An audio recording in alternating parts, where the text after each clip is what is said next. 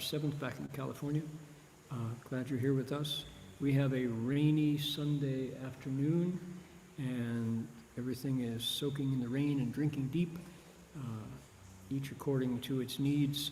The water is nurturing the small grasses and the tall gum trees. So let's put our hearts together to invoke spiritual presence and see if we can't get the Buddhas and Bodhisattvas of the Flower Garland Sutra Assembly and the Dharma protectors, the gods, dragons in the Eightfold Pantheon, Tenlong Babu, to come down and be with us for the next 90 minutes while we open the Avatamsaka Sutra.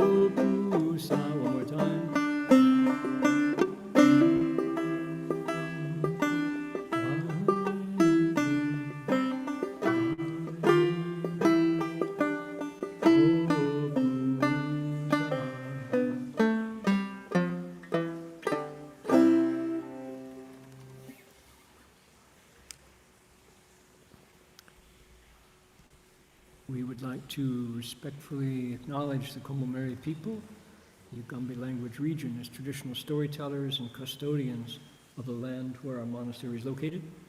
We pay our respects to their elders past, present, and emerging, and all First Nations people whose sovereignty was never ceded. 那就是说，我们恭敬承认与冈北语族的孔布玛丽人是我们寺院所在地的这里传统叙事者和守护人。我们向过去、现在和未来的长者们致敬，并且向所有从来没有放弃主权的第一民族的原住民致敬。Okay.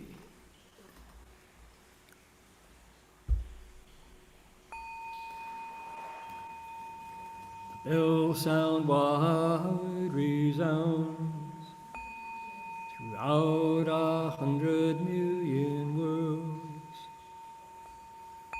The Buddha's law is heard and spread all throughout the triple world. The wondrous sounds that everywhere fill the Dharma realm with peace. May those who hear it gain the strength to follow in faith the Buddha's path. 众生传3000劫内，佛法扬万亿国中，共寻其法界和平，利益报他能厚德。Right. That does it for our preliminaries for our lecture today. We will jump in. Now, I'm going to give you a little preview of what today's lecture contains.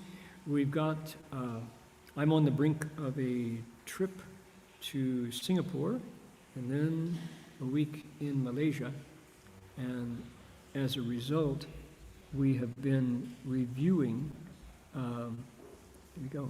We've been reviewing our previous trips to Malaysia, And my first visit to Singapore, Malaysia was 1978. So that's a long time ago. It's almost half a century. And I've been back to Malaysia a dozen plus times, maybe 14 times, 15 times.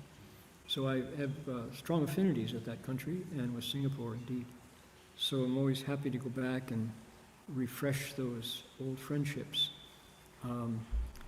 Following our teacher, Master Hsuan Hua, we really covered in 1978 a large part of Malaysia. We traveled the country from north, south, east, west, and this is our delegation. This is former Bhikshu Hong Chao sitting there. We've been giving flower garlands. This is our Master Wen Jian right there above. Here's Shifu and our host. And I can't remember the name of our host. If anybody remembers, we were at Miao Yingsi. He was a doctor, a Chinese doctor, and his monastery by day turned into a clinic. And people could come, mostly poor people, would line up outside the door of the clinic before dawn, before the sun rose, so they could get in and see him.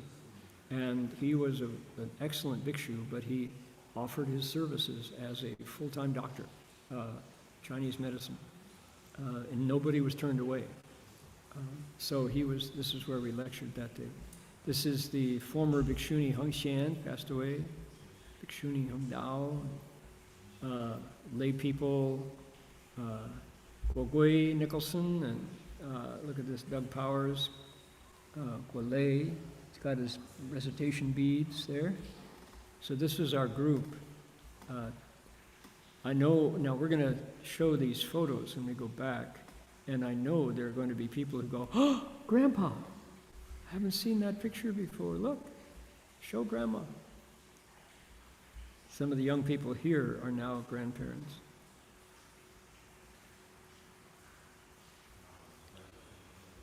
So we have numerous photos now that we've dug out of our photo archive.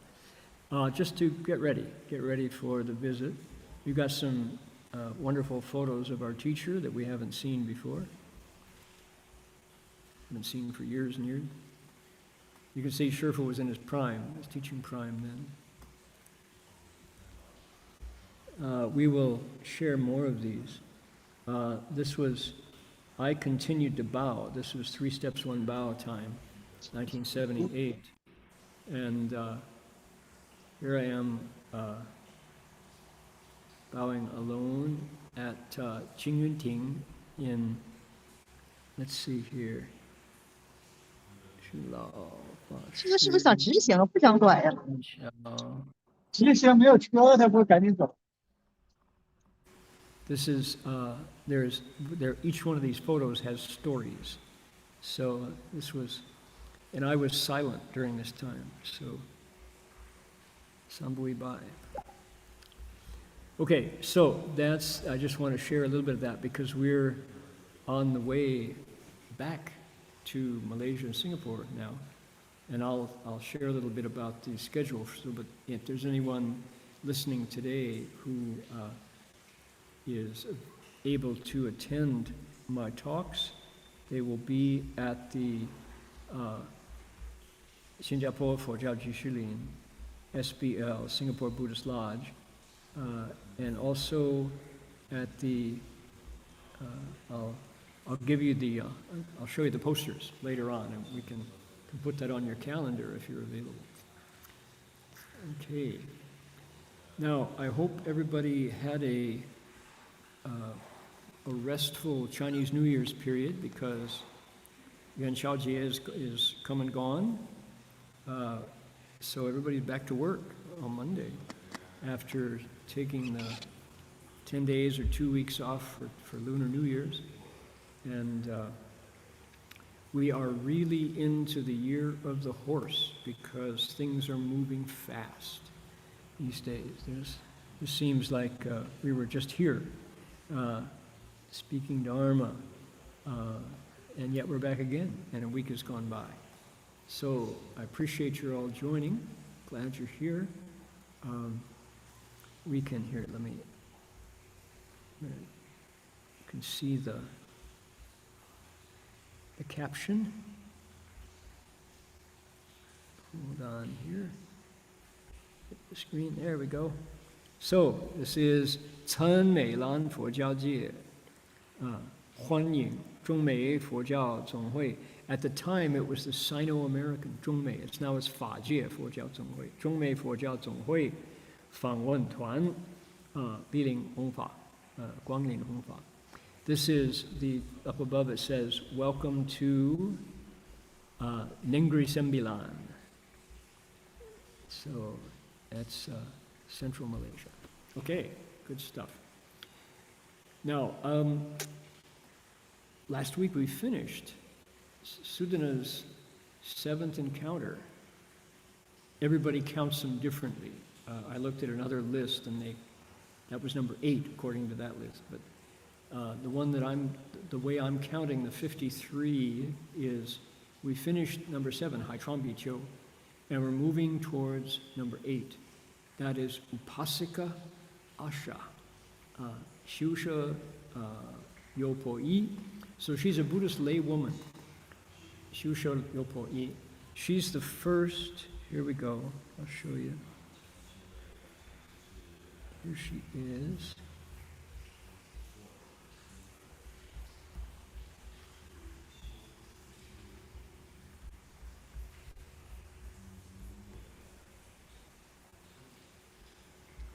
Shan Cai Tong Zi, 第8义, 海超处园林参修舍优婆夷. There it is. Can you see, is that big enough? 修舍优婆夷. So, 汤阁庄严, 托持坚错, 智悲通运, 生死双摧, 起菩提心, 悟究竟愿, 得离有安稳传法门正不退住. So this is, it's his 8th visit. He's gone to a place called Ocean Tide, and he's paying respects to a lay woman, first woman teacher of many to come. And he's paying respects. And that's the first important thing to pay attention to. And the halls and the pavilions of her garden are magnificent. They're just beautiful. The ponds and the embankments interweaves. There's water, there's ponds, there's creeks, there's birds and vegetation. Wisdom and compassion function together. Birth and death are both done in. So, okay, this is the first time among the various teachers that this word has appeared.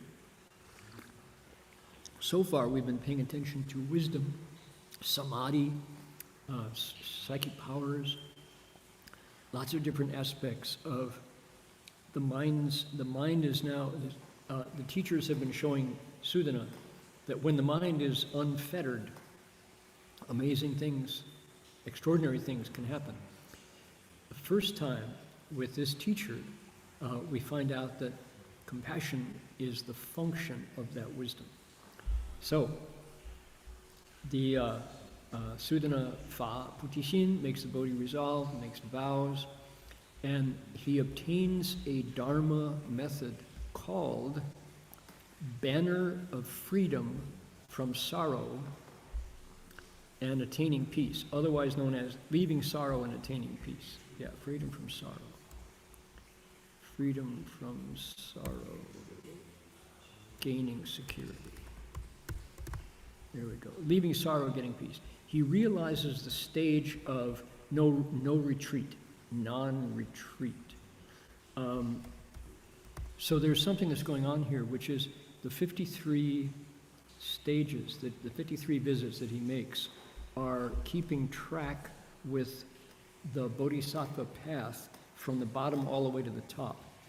And they go in tens, by tens, shiga be shiga. So this is from the start. If you go 0, Manjushri was 0, then Ocean Cloud Bhikshu was number 1, etc. So we got to number 7, which was Ocean Banner, Haichuan Bhikshu. She's number 8, and this is the 8th Di Ba Zhu. Why? There are 10 abodes, 10 dwellings, and this is, so there's another way of keeping track of which teacher it is, by which of the 10. 10 dwellings, 10 practices, 10 dedications, 10 grounds. So that's where this comes, the stage of no further retreat. That's number 8 among the 10 dwellings. Okay, now, as we know, I've told you before, there was a monk who named Buddha Land, Foguo Chan Shi, a Chan master, who gave poems to each of these visits. And artists have always gone along and gone, oh, I want to draw a picture of that because the poem is so beautiful. So here is a woodcut. This is a woodblock print of Upasaka Asha. Here she is, and she's got her white whisk. She's surrounded by gardens. Look, there are clouds, there's towers sending out light, there's incense being lit, there are peacocks and animals and all kinds of wonderful things, birds and animals. And this Upasaka, she's got a halo, which indicates that she's already realized her accomplishment. She's liberated, she's enlightened. And here is this strange image of Sudhana as a little boy, as a baby, actually, which he's not. Down below you see the birds in the water and the turtles. So Upasaka Asha, this is gonna be very enjoyable researching her, because why? She's, her thing is speaking to animals that get set free, and birds and fish. Realizing nature and discovering the Buddha nature inside all living beings. Great compassion. Yep, Dabe. It's the first time Sudhana has heard these teachings. So here's the poem. Give you the poem. Beautiful, the poetry of Master Buddha Land, Foguo Chan Shi, so good. 宝树园林间宝墙，金光明网布金床，千僧躺阁what is that? 恭冲立, right? What is this? 穷冲立，万派钵持酣曼香。究竟圆满周法界，菩提心广遍尘方。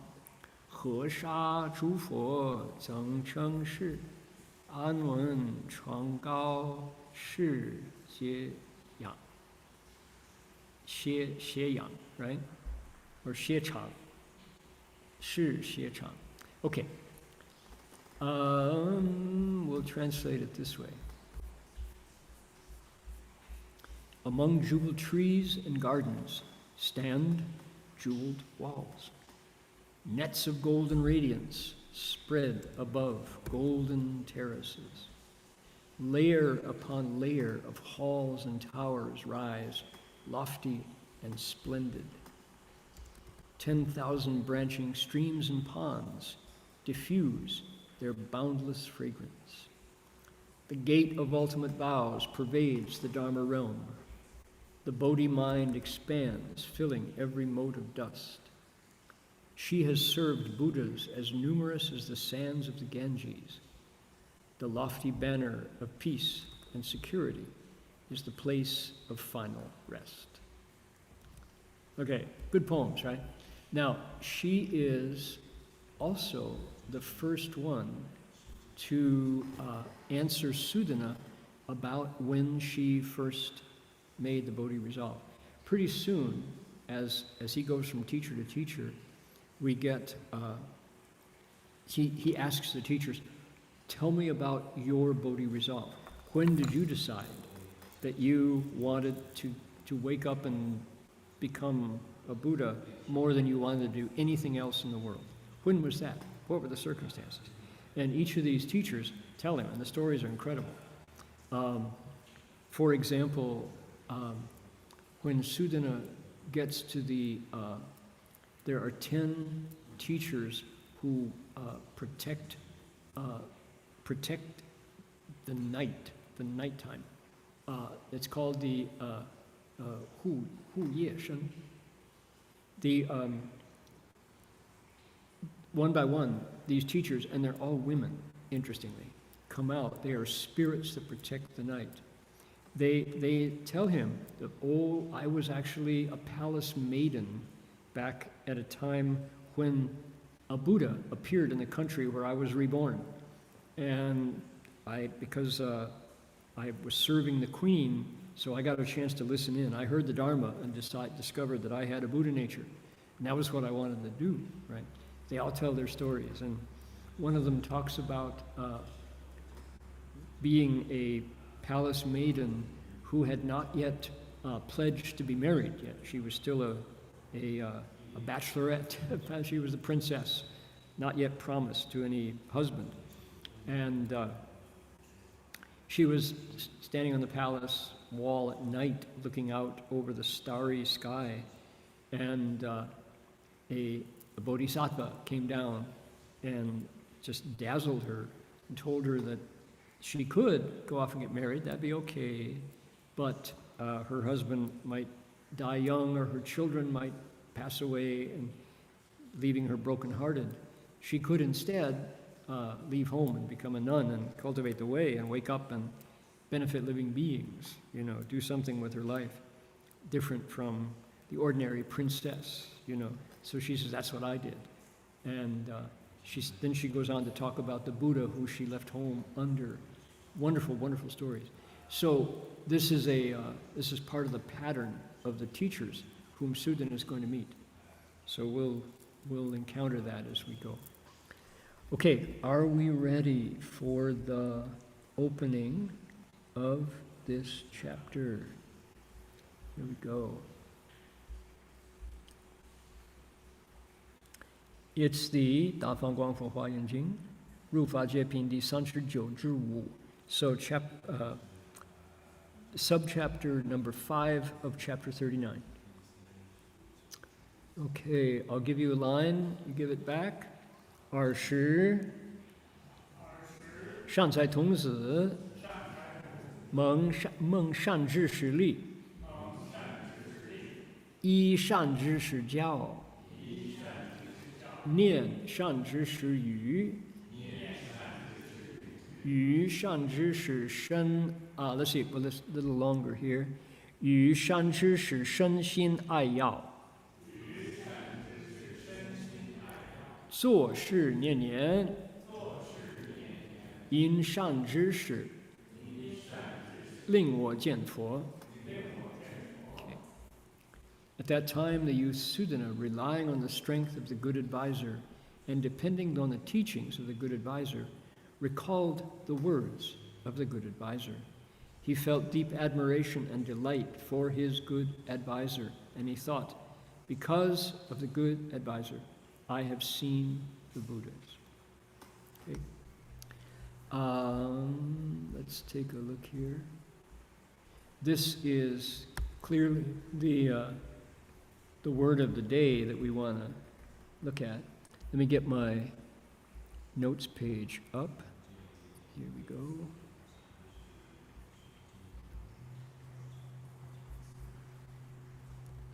That's the word right there.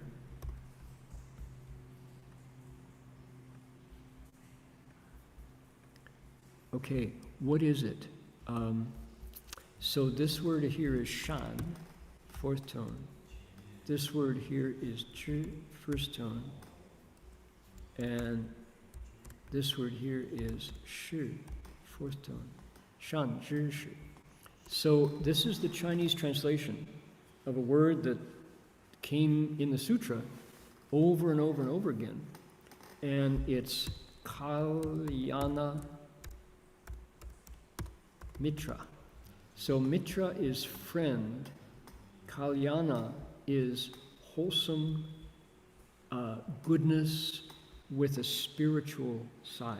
So it's more than just a buddy. It's not a golfing buddy or a drinking buddy.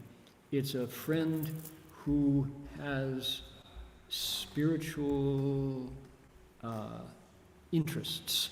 Someone who can understand not only the things that you see in the world, but the invisible things that are often more real than the physical things. Emotion, imagination, wisdom, insights, right? This is a friend who is open to all of those things. So how do you translate it? How are you going to translate this word? We, our early Buddhist Text Translation Society, we opened up Matthew's Chinese English Dictionary, and we came up with good knowing advisor, a good knowing advisor. We had this word so many times we called it GKA, just so we made it GKA, good knowing advisor. And it's like, you know what that is? That's Chinglish. That's not what we say in you're a good knowing advisor. Good know, 知 is know, 知道. So knowing, 是 advisor. Let's try again. So I think I've run into 5 alternative translations. Wholesome, spiritual friend, good teacher, spiritual advisor. I've seen people say Sudhana's good friends. Good friend, never mind the spiritual. So we're translating Sanskrit, Kalyana Mitra, and our Chinese translator, Shikshananda, Venerable Shikshananda, came up with Shan, Zhi, Shi. So Shan by itself, wholesome, good, capital G, meaning goodness of your heart, virtuous, kind, all those good things. Zhi is knowledge, or to know. Zhi Shi, when it's a compound, is one who knows, or knowledge itself, wholesome knowing, wholesome knowledge. So good knowing advisor is not far wrong, but it's clunky. So good teacher lacks the aspect of the wholesome, of the spiritual side. So among all of these choices, what's the best one? How do we talk about? Because you'll notice, look, in our passage, okay, 上知识, 上知识, 上知识, 上知识, and 上知识. As we look on down, look at this. 因上知识, 上知识, right? So over and over and over and over, this is a really important word. How come? Well, who is Sudhana visiting? 53 of this category. Okay, who's your Shan Zhi? Well, Shifu would often say, not always people who talk sweetly to you. Sometimes your best good spiritual friend is someone who gives you the unvarnished truth, even though it may be hard to take, right? People who praise us, we want to be careful of. Maybe they have an ulterior motive and they know we're susceptible to flattery. And maybe they're toadies and they're trying to get something from us, and they hope to kind of get under our skin by saying sweet words. So there's a really, really good Chinese saying, an idiom, that says, 好药苦口而利于病，善言逆耳而利于行. Right? Good medicine is often bitter to the taste. Every Chinese kid who's ever drunk Chinese medicine from the Chinese doctor knows that, ooh, that bitter stuff. And if you boil it up first, nowadays Chinese medicine tends to come in little pellets, little rabbit pellets, little black BBs. It used to be, if you had a yaba shivu, you had a pot, you would cook it on the stove for 5, 6, 7 hours, let the herbs really soak, and the whole house smelled of that bitter smell. Monasteries, a lot of people living together. If one of the residents of the monastery goes to a Chinese doctor, the herb pot is cooking for days, and oh, that Chinese medicine smell. Then when you drink it, you really have to hold your nose. It's so bitter. So, 好药苦口, good medicine, wholesome, effective medicine is bitter to the tongue, but it cures your illness. The second line of the couplet, good words offend the ear, but they really help you change your behavior, right? 你 好, what does it go? 善言, good words, words that really can help you. 逆耳, they offend the ear, but they give you a real good picture of yourself so you can improve your behavior. So this is Master Hua's description of a real good spiritual friend. And if the opposite is true, if somebody's there getting, under your elbow and saying sweet things, not for sure that person has your best interests in mind. So what is a good knowing advisor, wholesome spiritual friend, spiritual advisor, good teacher, good friend? What is that person? Somebody who's with you thick and thin, for sure, trustworthy, reliable, but when you have a choice, you want to go out partying and drinking, you want to go out, making some noise with your buddies, or do you want to go meditate? Do you want to go listen to a lecture? Sometimes it's the right thing to do, to go out partying with your buddies, but other times it's the right thing to do to pay attention to the invisible inner side of your life, the spiritual side. So that's when the good and wise advisor doesn't take you to the bar, doesn't take you to the pub, takes you instead gives you a ride to the meditation retreat, right? That would be a good and wise advisor. So, good and wise advisor. That was another version we had, GWA. Okay, so how do we translate Shan Zhishi? How do we translate Kalyana Mitra? It's in the air. We'll pick one probably over the years. I think right now we're using good advisor. Okay? The emphasis being on the good, wholesome. All right, so that's to say, Shanjirsha. Sudhana, why is he relying on the strength of the advisor, depending on his teachings, recalling his words, feeling admiration and delight? Because, you remember what he just did? He spent 6 months and 6 days listening, watching his previous good advisor in samadhi. And he learned a lot. He wants to master that. He wants to be able to do it himself. So he was sent away by that teacher to go find his new teacher. What's he doing on the road? He's absorbing. He's reviewing what he learned. He wants to make it his own. So he doesn't want to lose even a little bit of that instruction. So this is what he's doing right now. He's processing what he learned. What a good student, right?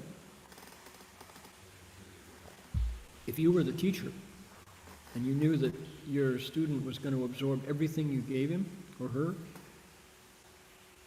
that's a rare student. So that's what's going on. He's going down the road. He's thinking, remembering, trying to incorporate, right, all the things he's learned, because there's more coming. There's more instruction ahead. So he says, Because of the good advisor, I've seen the Buddhas.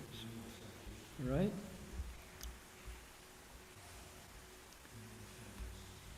Let's start right here. Okay, I'll give you a line, give it back here. 因善知识，令我闻法。善知识者，是我师父。示导于我，诸佛法故。善知识者，是我眼目，令我见佛。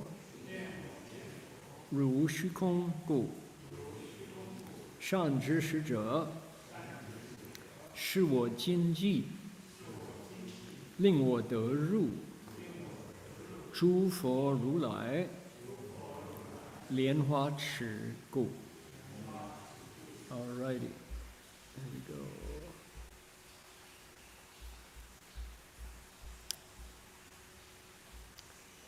Because of the good advisor, I have heard the Dharma. The good advisor is my guide, for he shows me Buddha Dharmas and guides me in learning it. The good advisor acts as my eyes and shows me the Buddhas, who are like space. The good advisor acts as my bridge that lets me enter the lotus pools of the Buddhas, Tathagatas, thus come with. Okay, here we go. So these are the things that he is saying as he goes down the road. So it's really clear that chapter 39, Ru Fa Jepin, is a road trip. It's an epic story of a young man traveling. He is a pilgrim, Pilgrim. It's interesting, Chinese doesn't really have a, let's see here, the equivalent term in English for pilgrim.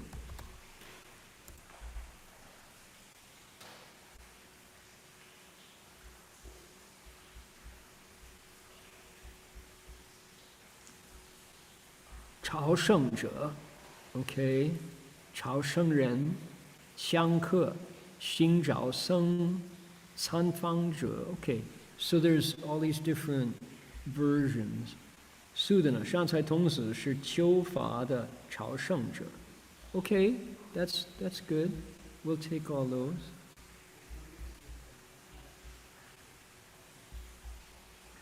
Where's our notes page? Here we go.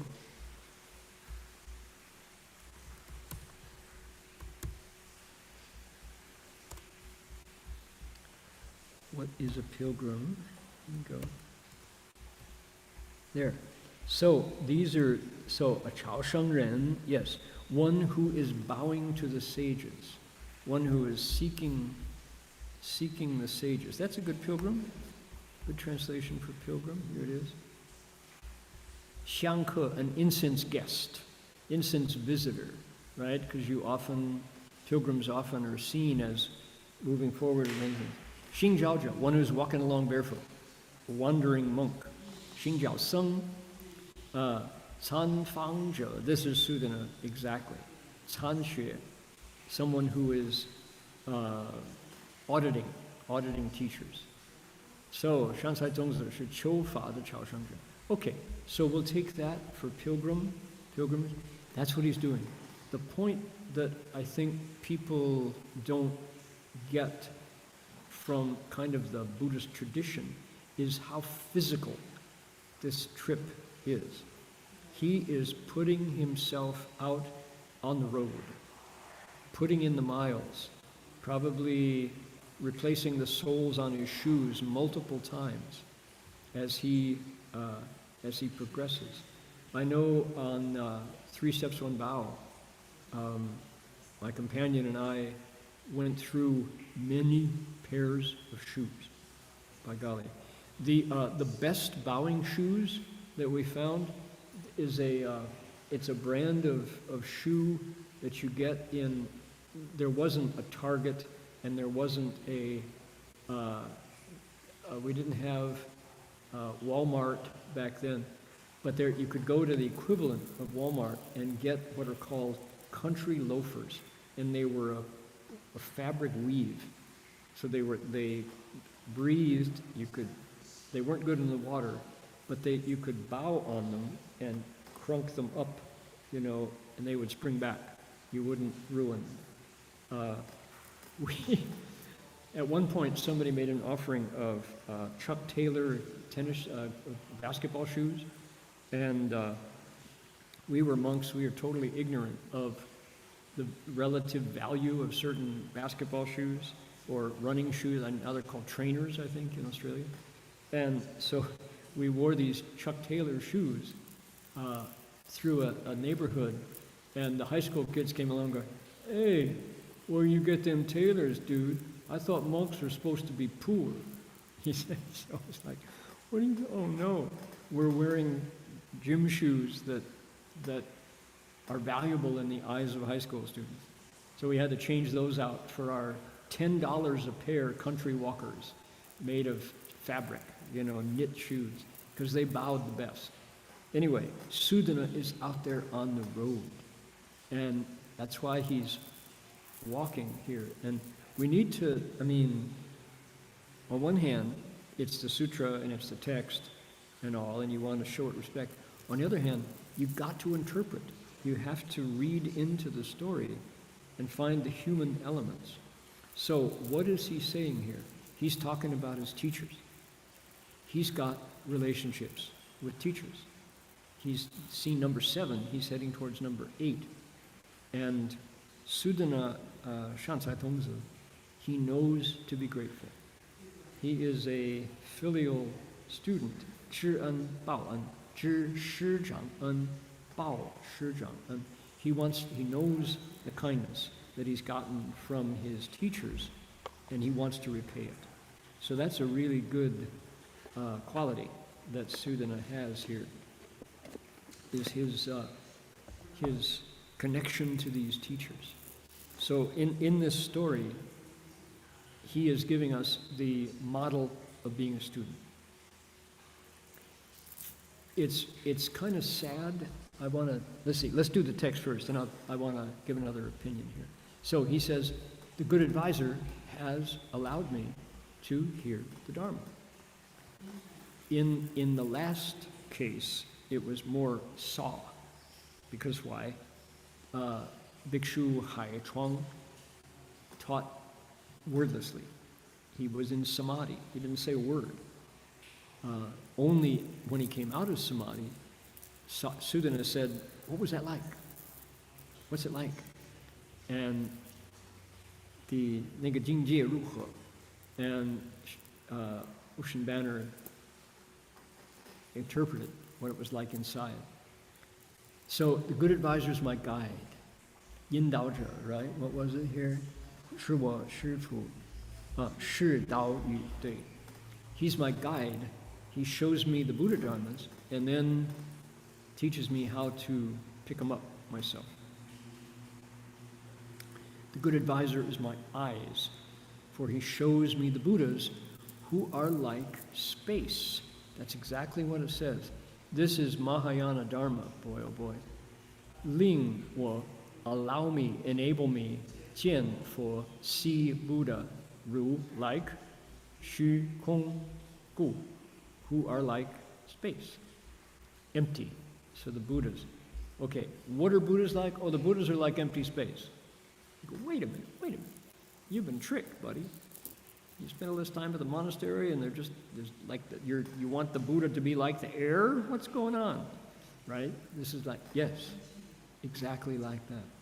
So what is space like? Well, there's nowhere it is not.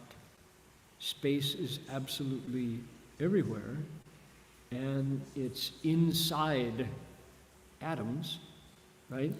There's new, physics gives us new models of atoms and particles, and they say at a microscopic, tiny nano level inside every molecule of an element, there's the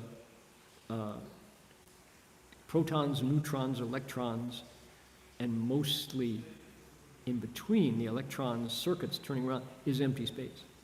So the majority of a molecule is empty. The weight of a molecule, protons, neutrons, electrons, are only a tiny portion of it. The rest of it is empty. So there's emptiness everywhere. That's the Buddha.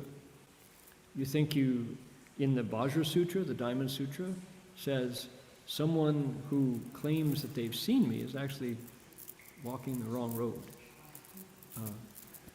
So but the problem is, how do you see empty space to say you've seen the Buddha? Well, you have to go the opposite of the discriminating mind. Our discriminating mind cuts things into tiny pieces, and that's how we know them. We analyze sentences. This is a verb, this is an object, this is a subject, this is a participle, this is a phrase, this is an adjective, etc. We divide up into little pieces, and that's how we know things. That dividing mind prevents us from seeing the entirety. When our wisdom connects and we stop the dividing up, the funbie, discriminating mind, that's when the totality comes to view, right? So it's the opposite of knowledge, and yet it doesn't obstruct knowledge either. You don't stop knowing things to get wisdom working for you, right? So Buddhas who are like space, that's when you see the Buddha, when you realize emptiness through prajnaparamita. Last one. What's the good advisor like? He's a bridge. He lets me enter. Does it say ru? Yes. Lingwo de ru. Zhu fo ru lai lian hua chi gu. Okay, this last phrase is setting up our next teacher, because Upasaka Asha is going to take us into nature for the first time. What she does, she shows all these beings. She's in charge of animals, she's in charge of birds and fish, and what she tells Sudhana is that they all have the Buddha nature. This is the first time he's heard the principles of compassion. This continues all the way through to among his final teachers, Lady Maya, the Buddha's mother, who completes his teaching of compassion. 21 women take part in the formation, the coaxing out of Sudhana's compassionate mind. So that's what we got ahead of us. I think that's very cool. I'm really looking forward to finding out more. Okay, so this is the pondering part as he absorbs. What happens next, this next section, is a description of her garden. She is a gardener, and he goes to look at her garden next. And once he goes into her garden, he asks her directly, how did you get all this incredible connection to animals, to birds, to plants, to all of the people who are there with her? And she describes for him. So there we go. Let's see here. You want to know what's going on in Singapore? Any of you Singaporeans? Here we are. Coming on Saturday at the Singapore Buddhist Lodge, 新加坡佛教居士林. Need to find where's the address here? Everybody knows, right? 佛教居士林, where that is in Singapore. Okay, so on the 12th, so today is Sunday 8th, 4 days from now, there's going to be meditation techniques and theory in the morning. 禅修技巧与理论. Okay, that's in the morning. Then in the afternoon, we're going to have a short meditation session, and there's going to be tea. The SBL, Singapore Buddhist Lodge, has been studying tea as well. This is now a popular practice in Buddhist Asia.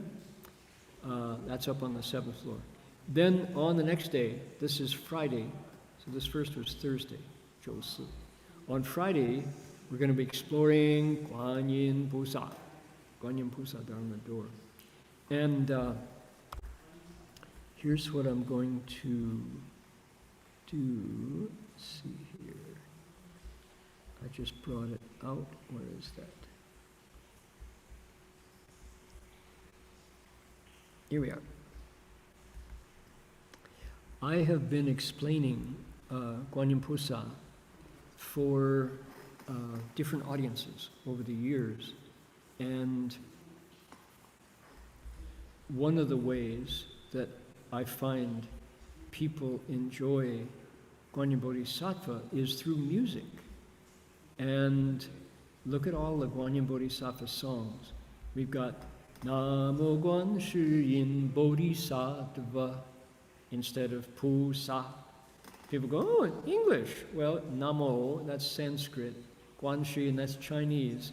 Bodhisattva, that's it. Good, there we go. Puman Pin verses.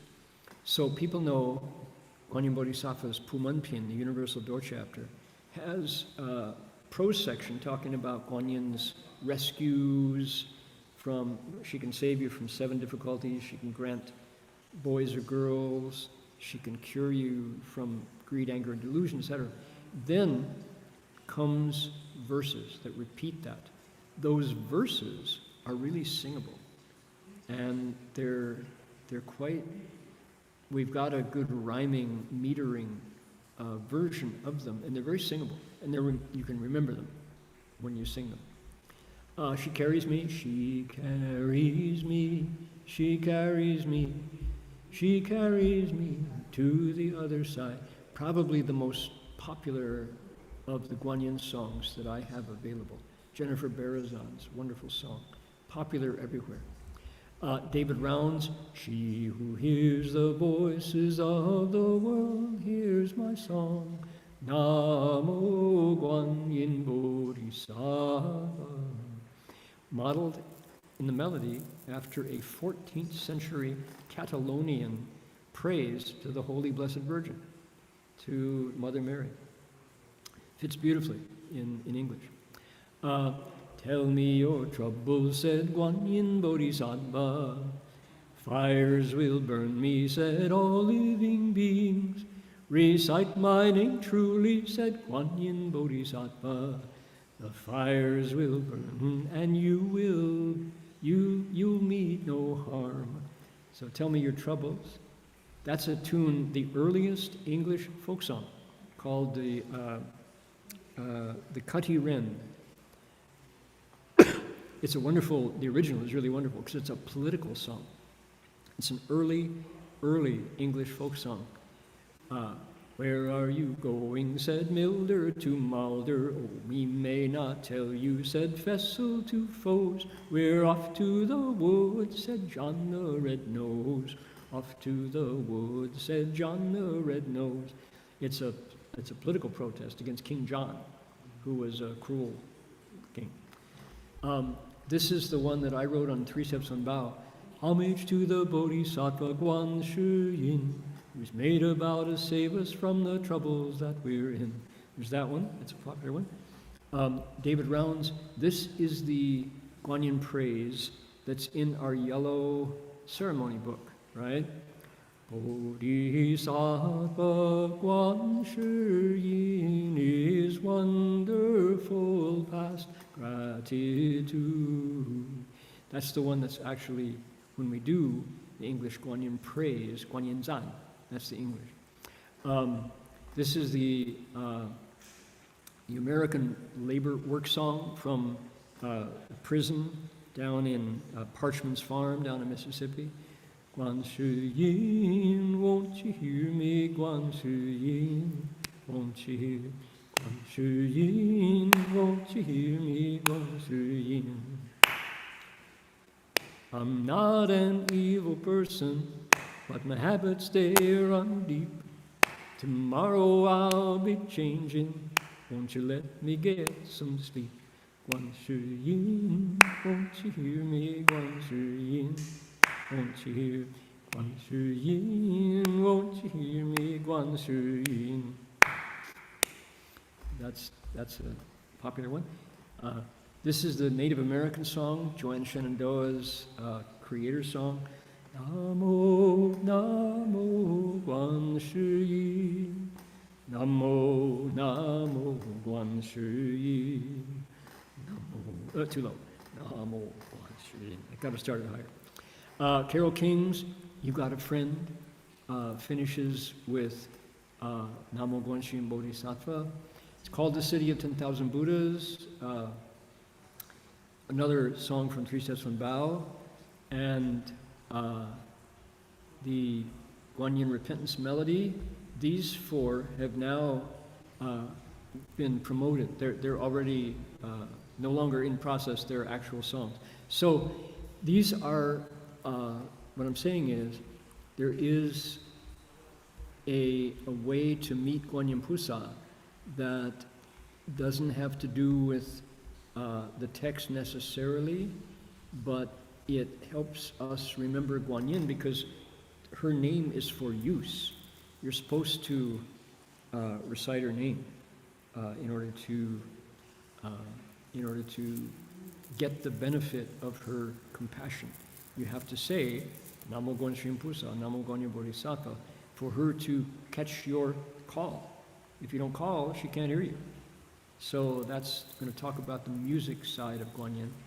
Then on the third day, on Saturday, I do this every time I go to Singapore because the folks in Singapore are savvy in the Dharma. They've had Theravada Dharma, they've had Tibetan Dharma, they've had Mahayana Dharma for many, many decades. And they are hungry for English language, contemporary approaches to Dharma that appeal to the intellect, that make sense, that work. And so what I thought I would do was see if this happens, but my plan was to let's see if we've got, there it is right there. Okay, we have the Ulambana Sutra, Ulampan Jing, which we do at the right time of the year, and our early translation of the Ulambana Sutra was entirely Chinglish. Entirely Chinglish. This is the corrected one. I'm going to use our previous, because why? It was one of the first sutras we ever translated. We did it way early, like in the 1970s, and let's see, I'll have to go find our original. Oh, I think we have it in Spanish? Ulambana Sutra in Spanish? Yes. El Sutra Ulambana Predicado por Buddha. Good. Yeah, in Spanish, Ulambana Sutra. I think I saw the Chinese here. No, that's not it. Okay, version 2.0. I'll have to get the original. And I thought I would, as an illustration of Chinglish and why it's important to always strive to improve our understanding of sutras, because the first version, it was code, 100% code language. It had the Buddha talking to Madhyayana about his mother in the hells. That was not clear, not clear.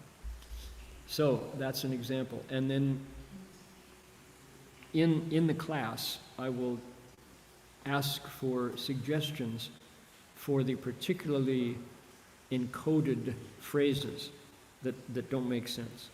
And then we'll make the corrections as we go and show people the value of retranslating with every generation. I think there will be people behind us who retranslate our work because it no longer makes sense. My first time in Singapore doing a translation, of course I was much younger, that was 20-some years ago, and somebody actually challenged me and said, 对不起，你觉得好意思吗？你有什么资格参你的智慧在古人的思想？你觉得你有资格翻译经典吗？你翻译的经典，你要我看吗？我敢不敢看你翻译的经典呢？ Right? This person said, "How dare you assume that you have enough wisdom to translate sutras? Why would I want to read anything that you translated over somebody, over the ancients who are qualified, you know?" So what was he saying? He was giving voice to, I think, some real doubts that people have, is we are afraid of the sutras. If I get it wrong, isn't that dangerous? If I misunderstand, could I be punished by the Buddha, by the patriarchs, by the gods and the devas, you know? Do I have enough wisdom? Aren't the sutras something really special that is way beyond me, right?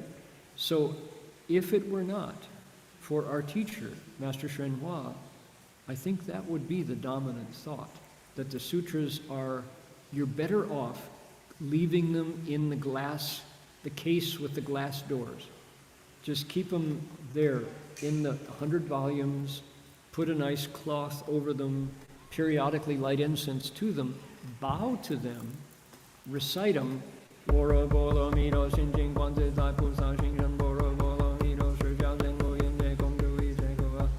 That's safe, because why? You're honoring them, you're praising them, you're not trying to understand them. If it were not for Master Hua saying the exact opposite, I think the dominant idea would be recite them, put them in the case, respect them, don't open them. Because number one, you can't understand them, too much Sanskrit, too lofty, too philosophical, danger if you get it wrong, stuff like that. Shifu said nothing of the kind. He said the sutras are like a mirror. You have to look into that mirror if you're going to understand who you are. The sutras are, honestly, he said, like shoes that you wear to get to Buddhahood. Not that you step on the sutras, but that they carry you. They guide your steps down the path of cultivation. Sutras are like the rope that holds the bucket in the well of wisdom. You have to pull on it to get the water to come up out of the well, right? So all these analogies to show how ordinary, everyday people who seek wisdom need to touch the sutras, open them, get your fingers on them, even erase the mistakes with your pencil and redraw it, right? Shifu wanted the sutras to be something that we touch every day. He said, let the Buddha's voice be heard in English, in Spanish, in Portuguese, in German, in Dutch, right? In Aussie English. So that's the way our teacher presented the sutras to us. So my answer to the guy in Singapore was, yeah, actually I do. I do dare.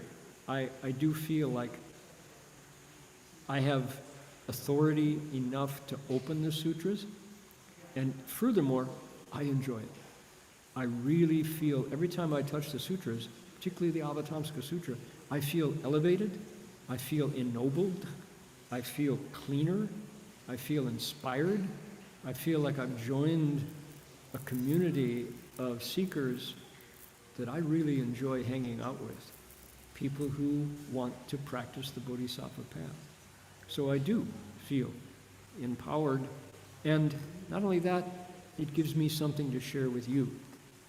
Do you accept? And he was like, actually, I do, thank you. He said, I'd like to know more myself. So ever since then, every time I go back to Singapore, we have this translation group. So that's coming up. Now, there is more. There's more. Wait, there's more.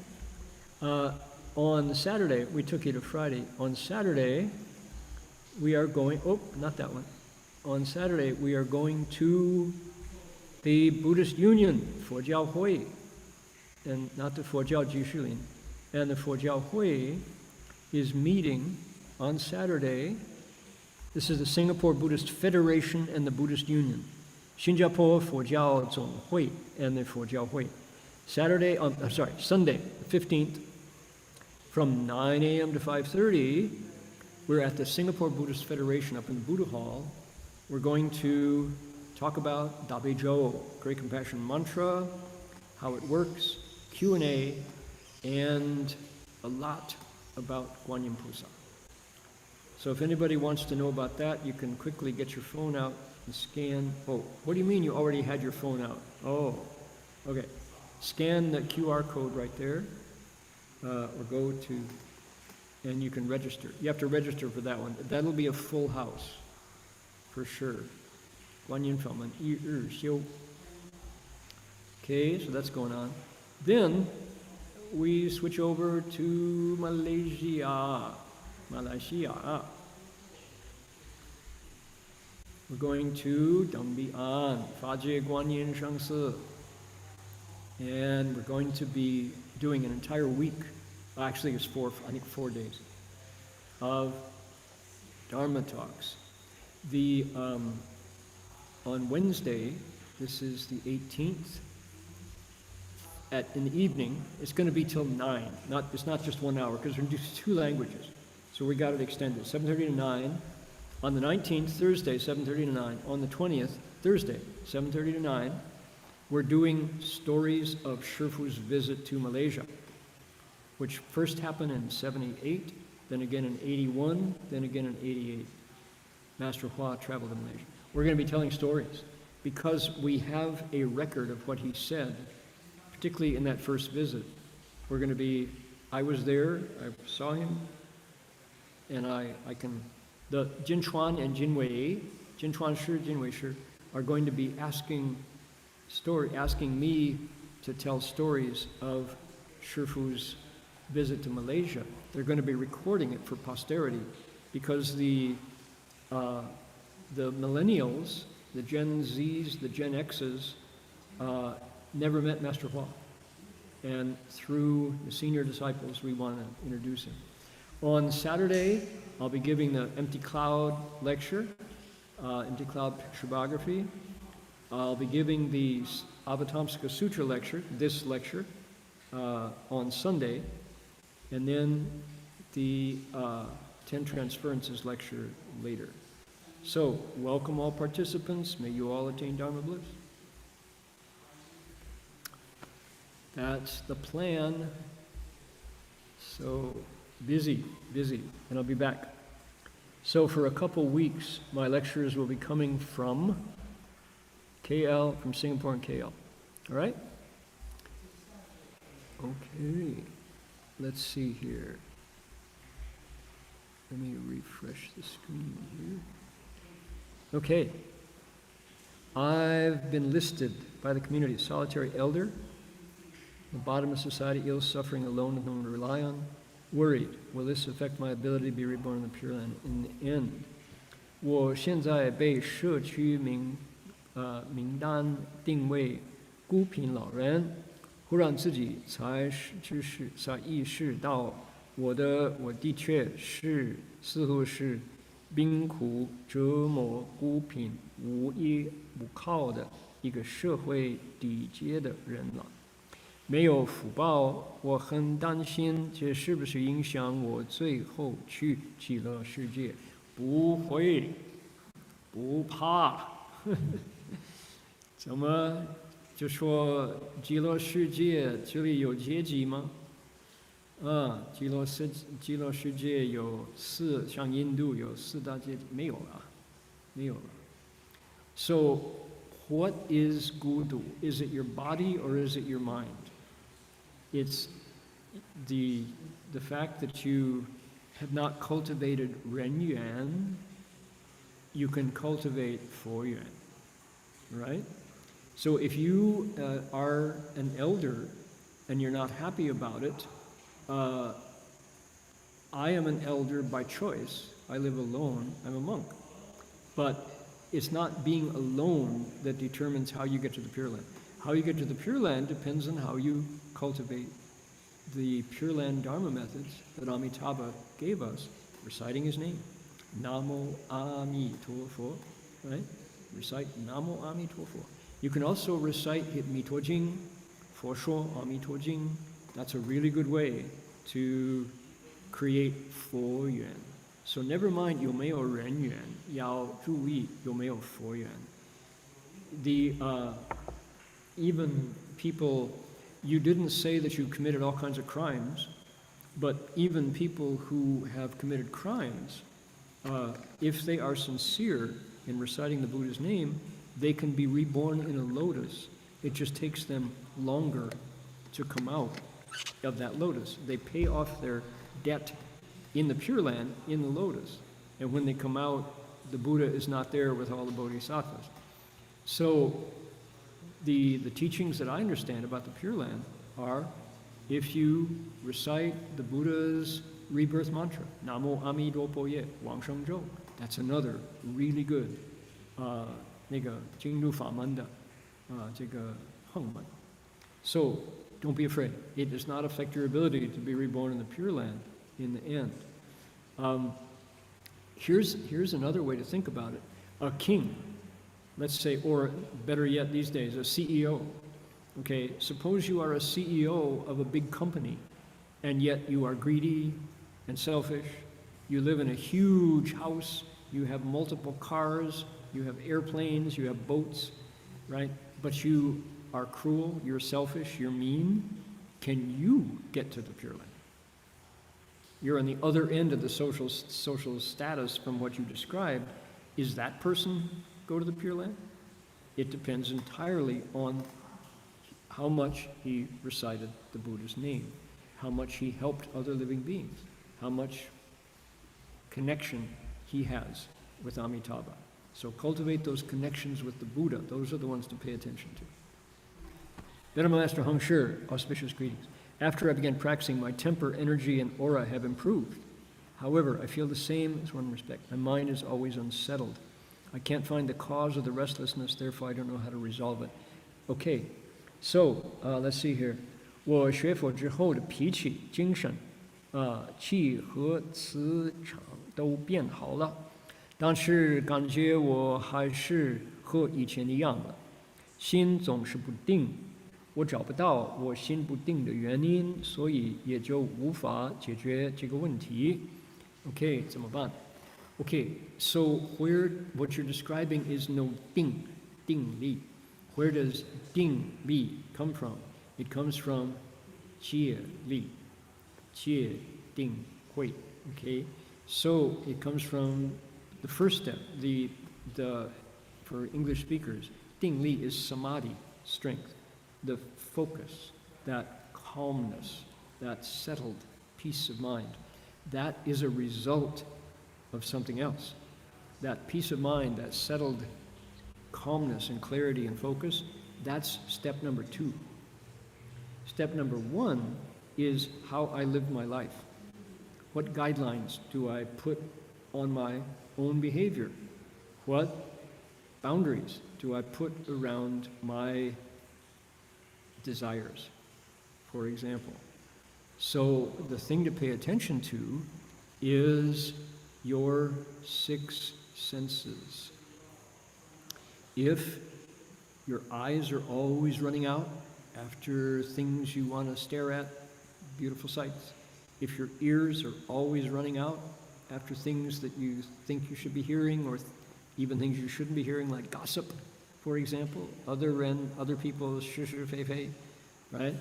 If your tongue is always running out into beautiful flavors, particularly eating a lot of meat, or seafood, or poultry, or snakes, or monkeys, or whatever people eat, that's where your jingshen goes. So the precepts give us what?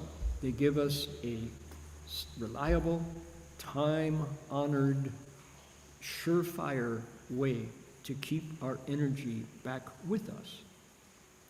So that you complained about your jingshen, qi, etc., right? We all start out with a full measure of jing qi shen, but how we deal with our 6 senses is where that goes. And if your mind is scattered and you feel 不安, right, it's because you have not held it back. You haven't taken charge of your six senses. That's the first step. When we say 金修戒定慧, it's there. How do I use my six senses? So that's the place to look. And the thing is, to take charge of your six senses, it is absolutely free of charge. No money required. You don't have to apply. You don't have to, submit a form. You don't have to ask permission. In fact, you can't. You're the only one. I'm the only one who can control my six senses. And when I do that, all that energy is there. And you're going to feel so much energy, you just feel buzzing with energy. You still have to learn how to ding. That's where the meditation comes in. Once you're holding your energy, you have to give it a form. You have to tame it. So some people, after they start holding the precepts and turning their eyes and ears back, they just find too much energy, they go out and get busy and lose it all again, right? So you have to hold it. But once you do, and it smelts, 炼好. Once it cooks, think of this, the image of cooking. Let's say 麦片, oatmeal. Okay, so you take oatmeal. Here's the dry oatmeal. Here's some boiling water. You mix the water, boiling water, with the dry oatmeal and stir it and let it sit, and it changes. Now you can eat it. It's really delicious. Put on your favorite flavoring, maple syrup or some butter, or whatever you use in your oatmeal, raisins or whatever, and then it's really good cereal because it cooked, right? The energy that you get back from 不生, 不杀, 不盗, 不淫, 不妄语, 不饮酒, that energy stays with you from holding your senses back. 不往外跑, 六贼就变成六个护法, right? The 6 thieves become 6 Dharma protectors. You hold that energy, you have to give it a form. Sit, bow, recite. Whatever you do, even calligraphy is a really good practice, or martial arts, to hold that energy in. It transforms, and their peace of mind, even insight. All right? You mentioned the bodhisattvas powered by their practices and vows. The master emphasized disciples make vows. Sometimes you say that's a good vow, sometimes not realistic. I feel inadequate to make vows. How and where can I start? Okay.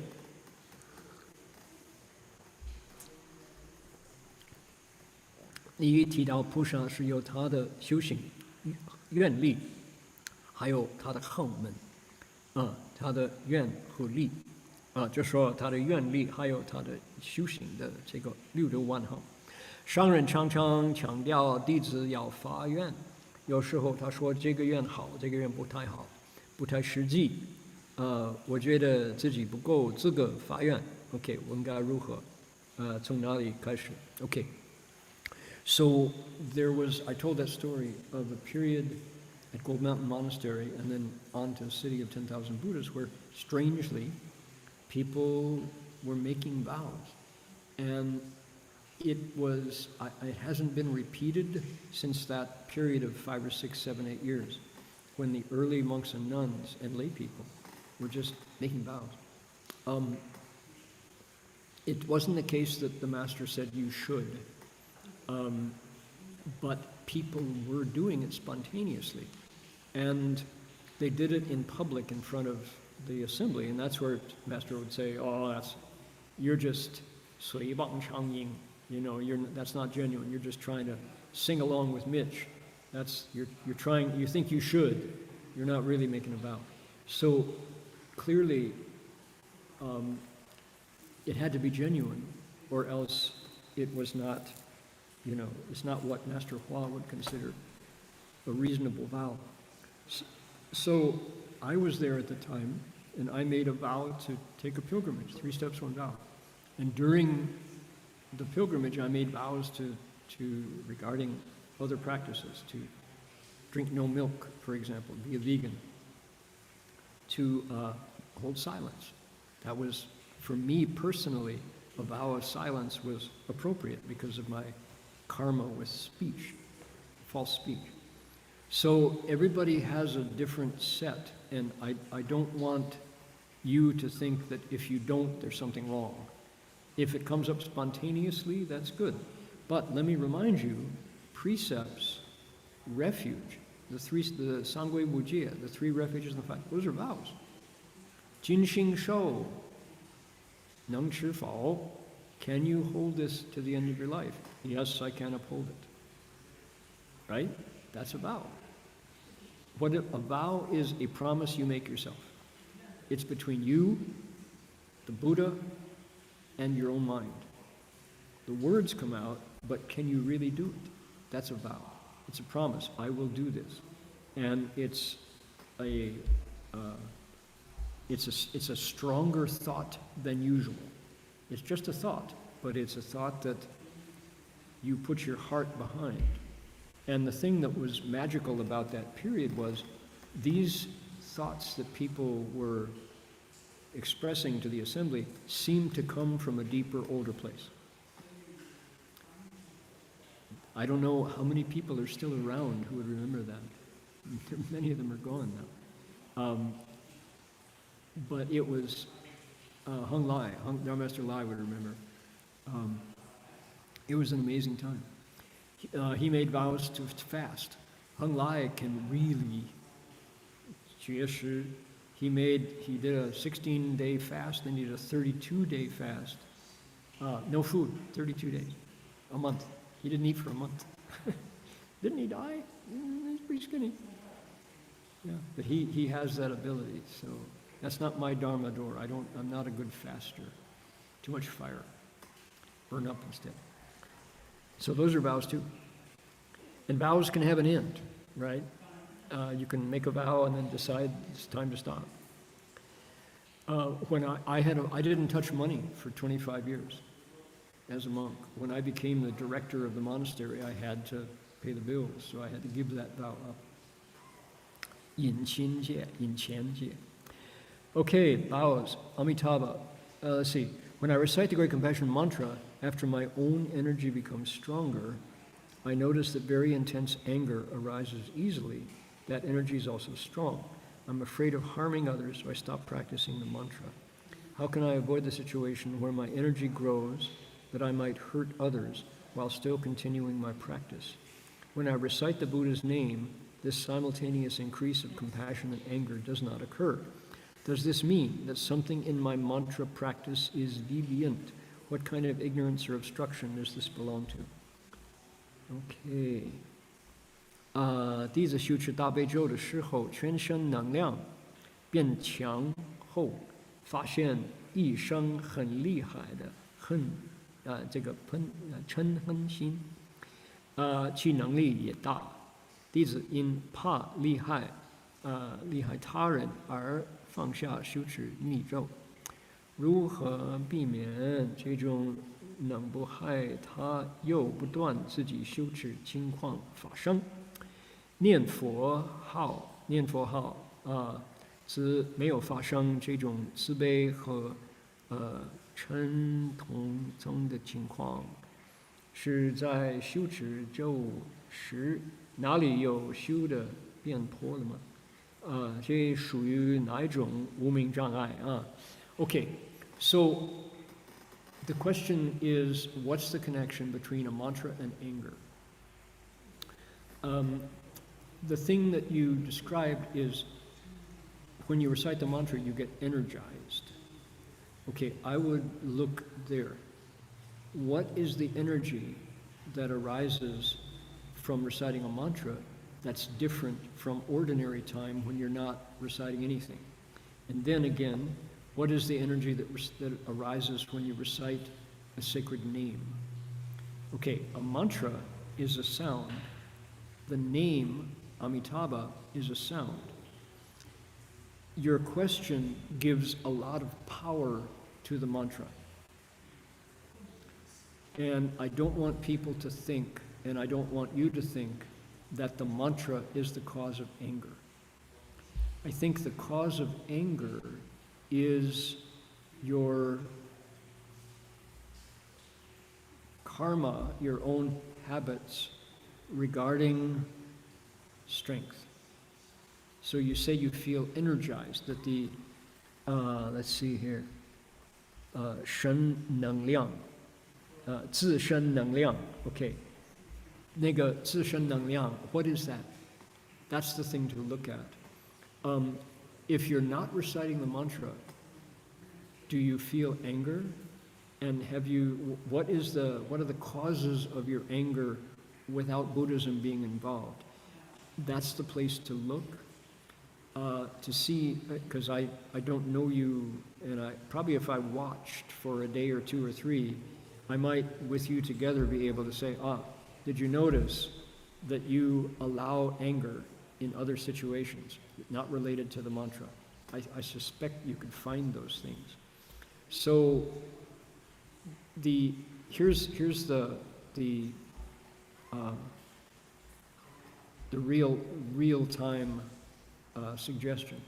So real life suggestion, which is, if you really want to recite the Dabejo, don't stop. It's not Guanyin's fault. It's not the mantra's fault. If you feel like the mantra absolutely does increase your anger, then switch over to Amitabha's name. Avoid the mantra. But you would be cheating yourself to think that the mantra is the cause of anger. At the same time, to keep cultivating, I don't want you to stop reciting. So recite Amitabha's name and then look into what other things during the day make you feel angry. If your principle is true, then anytime anybody has zishen nangliang, anger will be the result. Right? So I would suggest, take a look at anger is also the second step. What's the first step? Desire that gets frustrated. Where does anger come from? Anger comes from, I want it, I didn't get it. Frustrated desire. Didn't get what? Didn't get something, didn't get recognition, didn't get promoted in the job, didn't get respect from my children, didn't get sweet talk from my spouse, whatever it might be, right? So if I don't get it, then anger is a result. A cultivator looks into the first step, which is desire. Is the thing that I want really going to make me happier when I get it? That's the first question to ask. And if the answer is no, then anger is needless. You say, actually, in my own experience, when I got something that I shouldn't have wanted, I wasn't happier. Often I was frustrated. So, qiu bu de ku, there's another one called qiu er de ku, right? You get it, but it doesn't satisfy your desire. The reason being, desire can't be satisfied. It's like a fire, it burns everything it touches. That's why desire is what takes us to continued birth and death, right? So the Buddha named desire as the problem. That's the problem. It's not related to the mantra. I recite the Dabejo all the time, and my anger is there, but other things trigger it.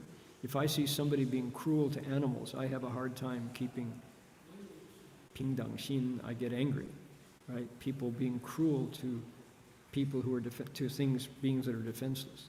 I get angry. That lights my fire.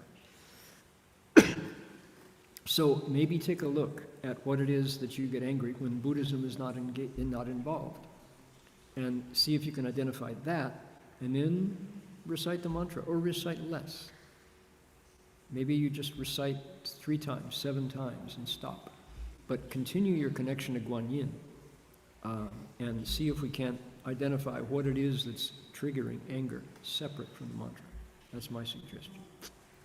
Okay, a long question. I don't know if we have enough time. It's already, yeah.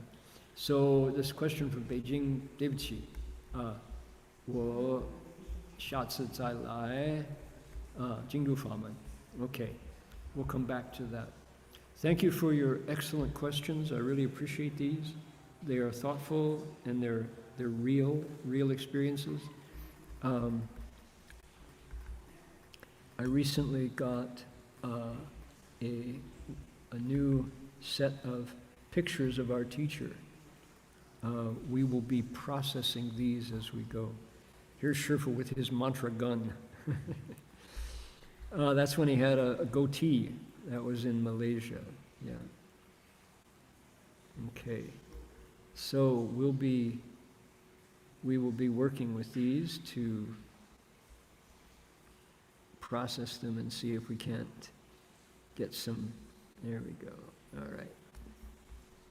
We'll be working with these pictures. A bunch of new pictures of Sherpa. Good. All right. Let's see now. We want to dedicate merit. See you in Singapore next week, and then Malaysia the next week after that. Could we recite the Medicine Buddha mantra once again? The world is on the brink of expanded war, which is absolutely the worst thing that humans can do. And it would be good if people would simply, in this year of the fire horse, just cool off. More water.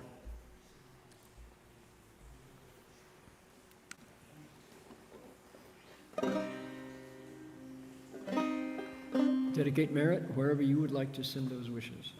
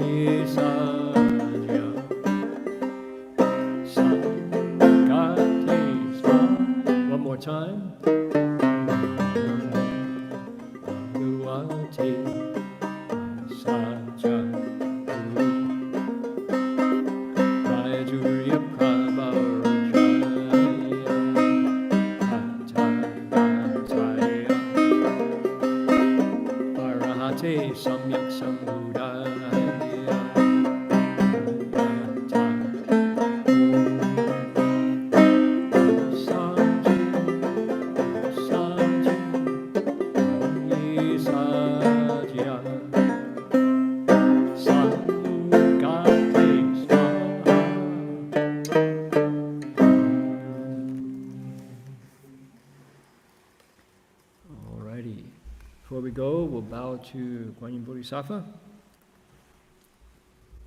Down here, there we go.